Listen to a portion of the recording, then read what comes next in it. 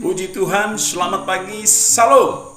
Saya sangat bersuka cita kembali boleh menyapa Bapak Ibu pagi hari ini dalam keadaan tentunya sehat, diberkati sukses luar biasa.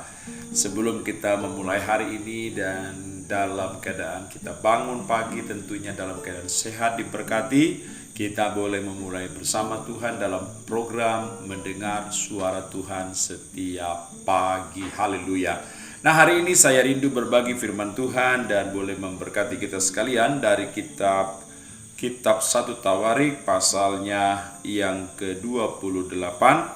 Demikian firman Tuhan dari ayatnya yang ke-9. 1 Tawarik 28 ayat 9 saya bacakan buat kita.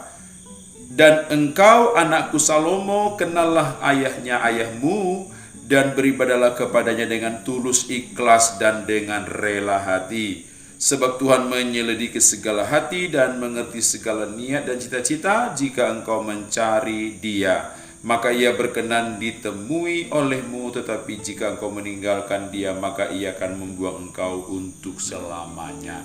Saya percaya Daud ini punya pengalaman yang sangat-sangat luar biasa. Dia bisa merasakan bagaimana berjalan dengan Tuhan, bersama dengan Tuhan, dalam perkenanan Tuhan begitu luar biasa. Sehingga dia menyampaikan pesan ini juga kepada anaknya Salomo, agar Salomo mengenal Allahnya dengan benar. Saya percaya orang yang mengenal Allahnya dengan benar, hidupnya juga akan senantiasa dapat diubahkan, dipulihkan, bahkan diberkati, dan apa saja yang dikerjakan berhasil. Saya yakin dan percaya saudara, pengalaman inilah yang dialami Daud dan rindu supaya Salomo mengalami pengalaman yang sama dengan Tuhan.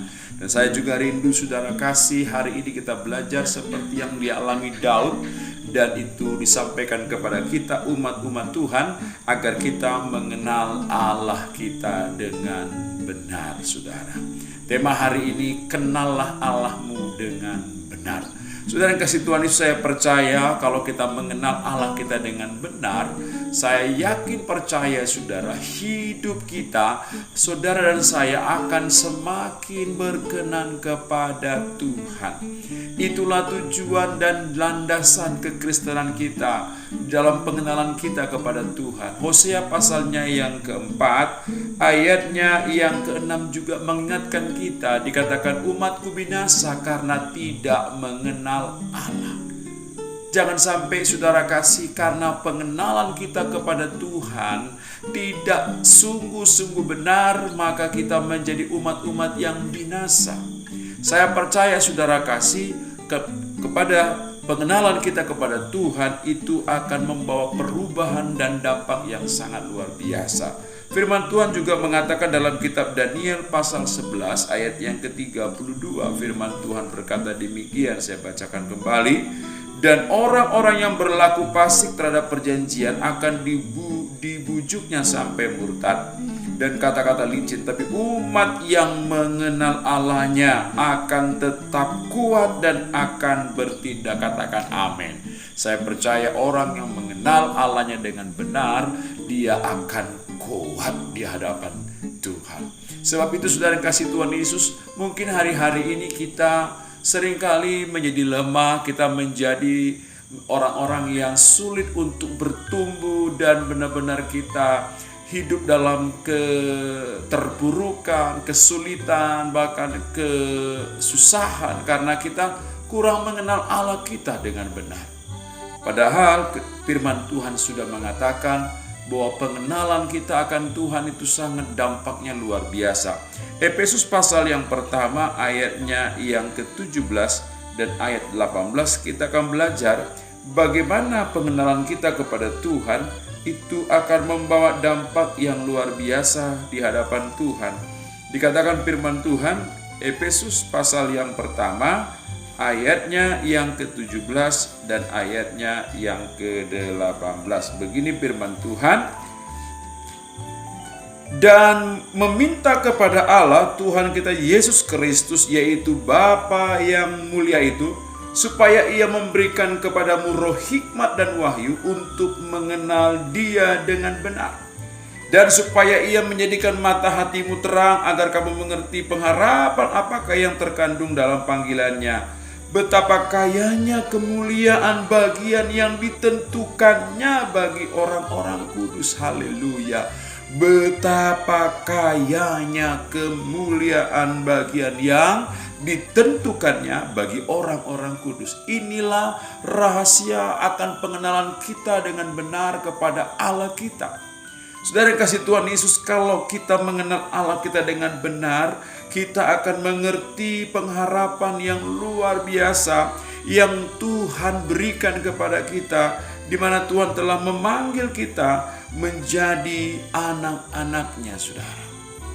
Saya berdoa hari-hari ini kita semakin mengenal Allah kita dengan benar. Saudara, ada dua hal yang harus kita perhatikan. Bagaimana supaya kita dapat mengenal Allah kita dengan benar.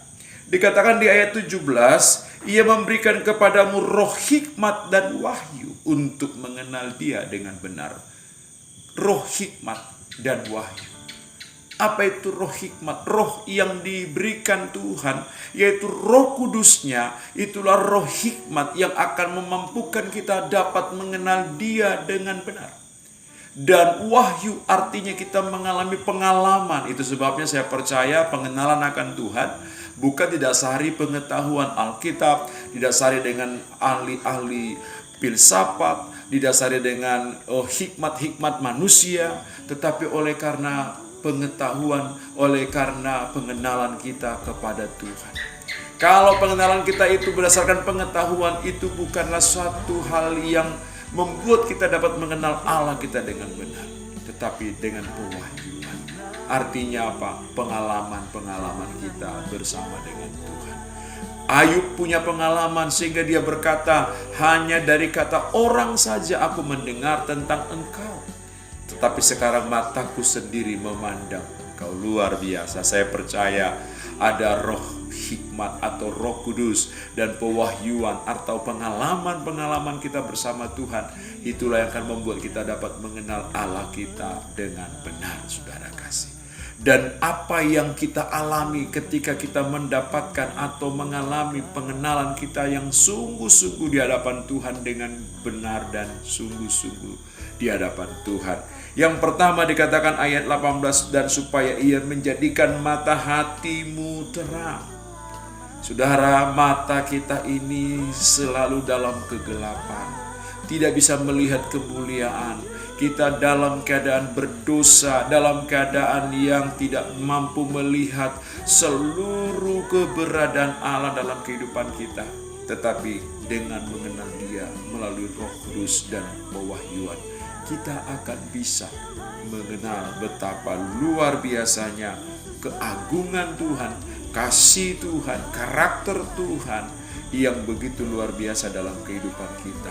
Sehingga kita mengerti pengharapan kita dalam panggilan yang Tuhan sudah nyatakan bagi kita sebagai orang percaya. Dan dikatakan kembali, apalagi saudara kasih, yaitu betapa kayanya kemuliaan bagian yang ditentukannya bagi orang-orang kudus. Bayangkan saudara, betapa kayanya kemuliaan yang Allah tentukan bagi kita. Sehingga apa?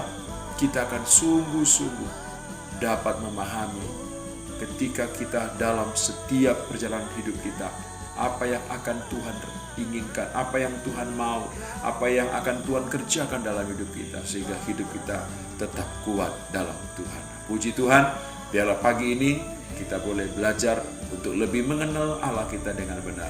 Tuhan Yesus memberkati. Shalom.